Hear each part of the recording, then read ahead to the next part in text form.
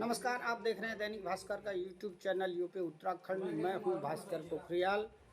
उत्तराखंड की 5 लोकसभा सीटों पर भारतीय जनता पार्टी के प्रत्याशियों का जनसंपर्क अभियान लगातार तेजी पकड़ता जा रहा है और पहाड़ी क्षेत्रों में भी दूर दराज और सीमांत गांवों में प्रत्याशी लगातार अपनी सभाएं कर रहे हैं। वहीं गढ़वाल लोकसभा सीट की बात की जाए तो गढ़वाल लोकसभा सीट पर भारतीय जनता पार्टी ने इस बार एक नए चेहरे के रूप में अनिल बलूनी को चुनावी समर में उतारा है। अनिल बलूनी भारतीय जनता पार्टी के राष्ट्रीय मीडिया प्रभारी भी हैं और मोदी अमित शाह की कमेटी के ये सबसे करीबी माने जाते हैं। ऐसे में गढ़वाल की यह लोकसभा सीट बेहद ही दिलचस्प बनी हुई है और लोग टकटकी लगाए इस सीट पर हैं। अनिल बलूनी ने शुक्रवार को बाबा केदारनाथ की पवित्र धरती रुद्रप्रयाग जनपद के विभिन्न क्षेत्रों में सभाएं करी। उन्होंने ऊखी मठ, अगस्त्यमुनि से लेकर के कई चंद्रपुरी जैसी जगहों पर उन्होंने सभाएं करी और दूर दराज के ग्रामीण उनकी सभा में अति उत्साह के साथ पहुंचे। आइए देखते हैं इस पूरे मामले की एक नज़र दैनिक भास्कर के साथ। मतलब विधानसभा का टिकट मुझे मिल गया था, लेकिन मैं आपको सच बताता हूँ, मैंने ऐसा चुनाव पहले कभी नहीं किया।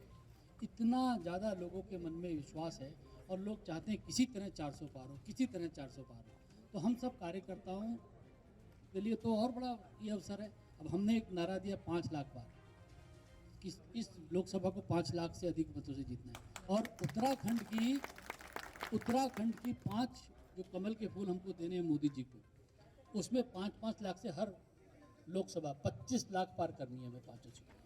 ऐसा अभूतपूर्व जीत देनी है कि मोदी जी कहे कि उत्तराखंड से जो मेरा स्नेह था, जितना मैंने उत्तराखंड के अंदर मेहनत की, उस मेहनत का प्रतिफल उत्तराखंड के लोगों ने मुझे दिया है, रिटर्न मुझे किया है। इसलिए हम सबकी जिम्मेवारी ज़्यादा होती है। और सबसे ज़्यादा जिम्मेवारी कहाँ की है? सबसे ज़्यादा जिम्मेवारी अगर उत्तराखंड में कहीं है तो रुद्रप्रयाग जनपद की। रुद्रप्रयाग जनपद से मैं आप लोगों को बताता हूँ कि मोदी जी का आप रिकॉर्ड निकलवा लीजिए। पूरे देश में अगर कोई एक ऐसा जनपद है जहाँ सबसे ज़्यादा बार मोदी जी गए हैं तो रुद्रप्रयाग के लोगों के साथ, भगवान केदार के साथ जो उनका संबंध है, प्रधानमंत्री बनने से पहले का जो संबंध है, वो संबंध है। तो इसलिए हम लोगों की जिम्मेवारी तो बहुत ज़्यादा बनती है। हम लोगों की जिम्मेवारी बनती है कि मोदी जी की जो 400 पार का जो लक्ष्य है उसको यहाँ मजबूती के साथ पूरा करें। आप लोगों ने देखा कि पिछले दिनों से, कई दिनों से मोदी जी को तरह तरह की गाली दी जा रही है।